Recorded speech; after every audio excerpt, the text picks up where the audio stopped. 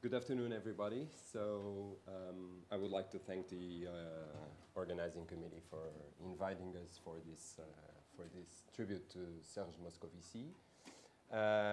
Well, on behalf of the colleagues that are involved in this presentation today, I'm going to talk to you about a kind of well, it's not a kind of it's a research project, actually. And so I guess I don't know if I'm going to have time to present all that I have to present you today, but I will skip through quickly through all the stuff that I want to tell you about. So let me guide you in my presentation today. So I'll give you a brief overview.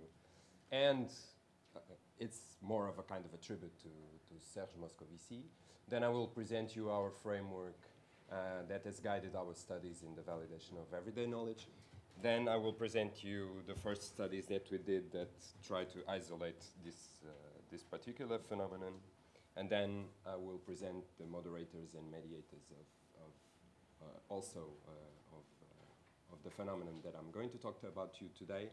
And then, if I have time, I will present you other studies that we are currently doing on new mechanisms of validation of everyday knowledge.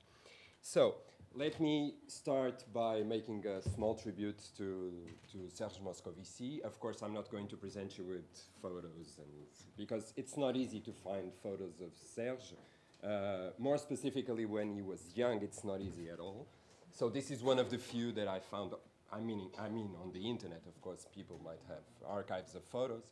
And so here he is. And this morning we talked about a lot about the foundation meeting or the founding meeting of the European Association, and there he is, right next to Tashfel on his right, and Mark Mulder, that he recently passed away, actually.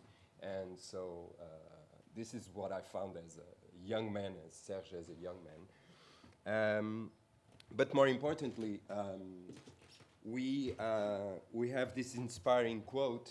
It's a very small quote that you can find on the La psychanalyse en image et son public. It's a quote talking about his dichotomy between system and metasystem, and this really inspired us in our research endeavor, and specifically when it concerns the metasystem, and I will come back to this a little bit later. But this quote, it was really inspiring for us in all the work that we did. So. Coming now to the general framework of our research project, our idea was to understand how people perceive as valid knowledge that is socially constructed and socially shared. So this was the basic point that we were trying to study and analyze. And we know that consensus is it's a very strong and a powerful tool to a certain knowledge is valid. But the question is it sufficient to have consensus and to, when we perceive that a group is highly consensual on some kind of belief or some kind of knowledge, is it sufficient to say that if the group is consensual, then the knowledge that he is holding is true?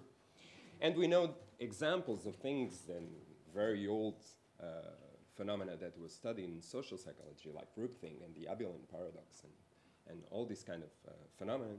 And we know that this speaks in an inverse way. So consensus might be detrimental sometimes, and it might not point to the validity of knowledge. So we can ask, and like Serge asked in his La psychanalyse en image et son public, what are really the rules that are created in the metasystem that can allow us to ascertain that some kind of knowledge that is socially shared and socially constructed is true? Well, this is an old story in social psychology. We know that in the beginning and before the 70s, a lot of researchers did studies on consensus, like we go way back to 1924 with Floyd Apport and the illusion of universality, and that's basically a consensus effect. So if a group holds a consensual opinion, then he must be valid. Then we have the social comparison theory by Festinger in '54 that also rests on this kind of principle, on this kind of mechanism. And we still have the false consensus effect also that also points in the same way. But we have other types of research that emerged after the 70s that actually try to rearrange the theory of social comparison of Festinger, and they kind of point to this fact that consensus might not be enough, and so they insert this kind of social diversity, or this idea that people might look at the inside of consensus and try to understand how it is composed actually. And so we can maybe have these two kinds of hypotheses. So that the classic hypothesis where high consensus leads to the perception of high validity of some knowledge that some group holds, for instance, but also that if the group is composed by heterogeneous people, by heterogeneous elements, so diverse elements, then this might point also to the validity of the knowledge that is being held by this group. And so this is exactly what we try to study, because of course consensus has a lot of empirical research done around it, but the fact that higher heterogeneity or diversity leads to the perception of higher validity in some groups' knowledge is not that well studied, and it's discussed theoretically, but it's not that much studied. And so we actually propose the interaction between these two phenomena, meaning that when I see a group that is holding its position with high consensus and it's perceived as diverse, then I should attribute this group knowledge with greater validity. So this is in fact how we started. So we started this research with this research project back in 1998, and then we are still doing it, and this is more or less what I want to show you today. So in the very first study, we tried to isolate this phenomenon. We were still not, as you can see, we were not talking about the same things that we are talking, or the way we are talking about it today. So, but this basically, it was a study run with political party members, and so we had them describe how they saw themselves and how they saw an opposing political party, or the members of an opposing political party. So you have an in-group and an out-group, sort of. And what we saw was that they were describing their own in-group, their own political party, as really diverse in terms of people. So you have a diversity in stereotypes with which they describe themselves. And they were describing themselves as highly courageous in terms of their values and of their beliefs. So that's the red line down there. But they were describing the out-group, or the opposing political party, in a rather different way. They were saying that they were very similar in stereotypical terms, and they also were not that much consensual in terms of their beliefs. And so with these results, we kind of post-hoc interpreted them as political parties were trying to validate their own positions and their own group and the way that they reasoned, and they were trying to invalidate the knowledge from the out-group. So by saying that, look at us, we are very different from each other, we have a very high diversity in terms of stereotypes. People that compose this group are very different, but still we believe all in the same thing.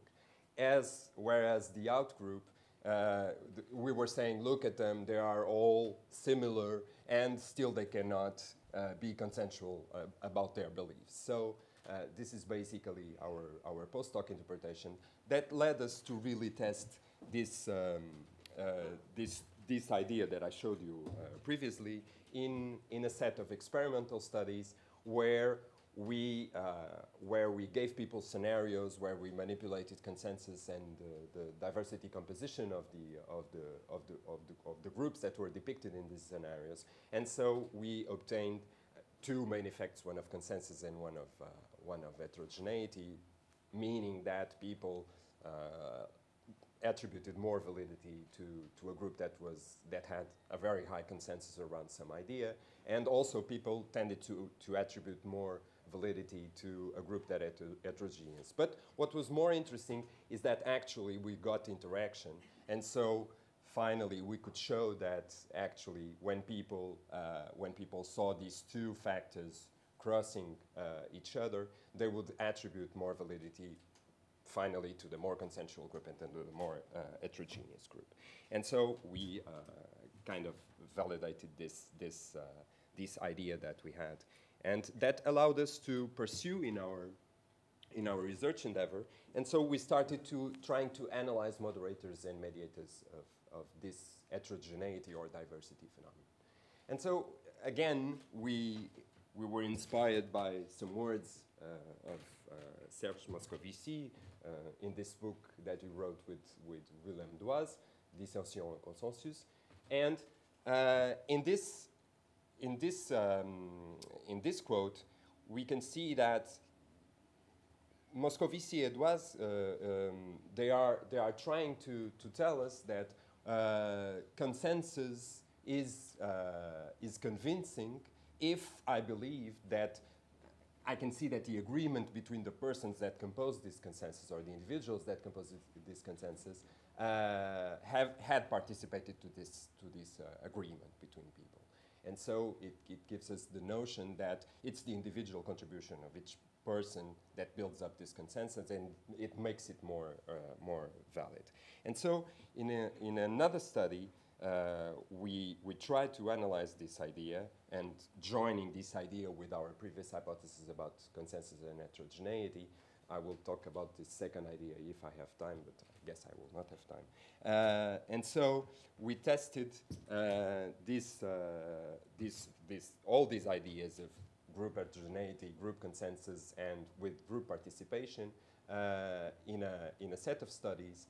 And this is one of the results that we got, so I will jump to the more interesting result, is that actually when groups are presented as high consensual, you can see a mediation through group participation, meaning that people tend to give more validity to more heterogeneous groups in high consensual groups when they also perceive that there has been participation in this group. Whereas if there is not group participation, then this does not happen, which is what you can see on the right panel.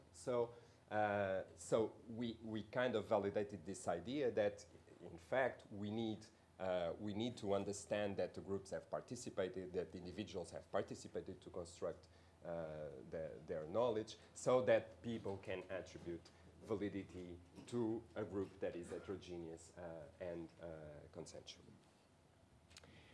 Well, more recently, we tried to analyze other mechanisms of validation, because reasonably we can assume that consensus and heterogeneity are two key mechanisms for knowledge validation attribution.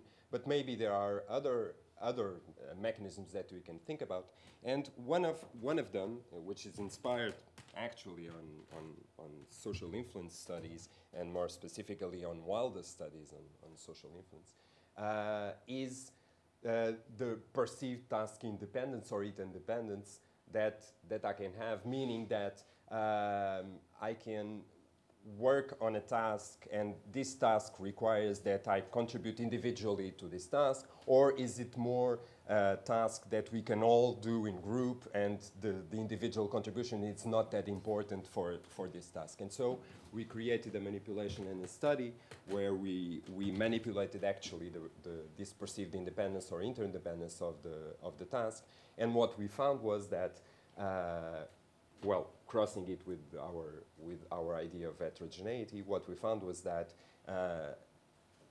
perceived task independence emerged as a new mechanism, because it created for itself the sense that people could, when they were contributing independently to the task, they were attributing more validity to their outputs than when they perceived that the tasks were interdependent. And we obtained also the classical result of heterogeneity and homogeneity that we obtained in the previous studies.